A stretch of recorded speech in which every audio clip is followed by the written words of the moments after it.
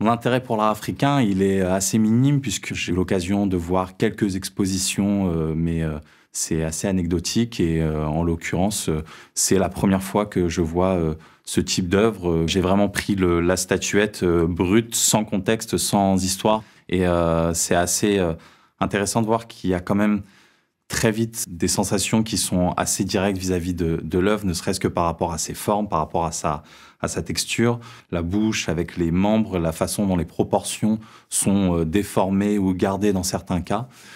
Le premier sentiment qui m'est venu en voyant la statuette, c'était un sentiment d'appréhension. Donc, j'avais la sensation qu'elle était destinée à faire peur, à impressionner à minima ou à imposer le respect.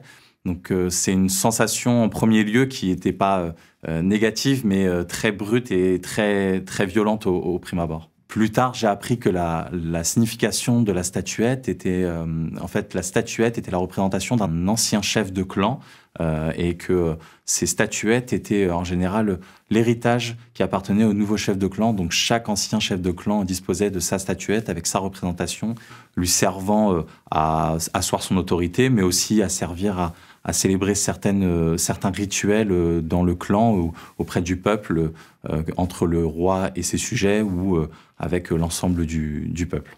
Ce que je pense du don d'un collectionneur à un musée national comme le Quai Branly, c'est que c'est toujours une sorte de victoire pour la culture, dans la mesure où c'est une occasion supplémentaire pour le grand public et pour un plus grand nombre de personnes de voir cette œuvre. Une culture, à mon sens, et une opportunité de voir le monde, de le comprendre avec des codes différents, qui sont pas plus vrais ou moins vrais, mais qui sont simplement différents, et de comprendre qui sont les gens qui le façonnent et qui ont participé. Donc je pense que découvrir une nouvelle culture, quelle qu'elle soit, c'est jamais un fardeau, découvrir une nouvelle culture. C'est toujours un enrichissement.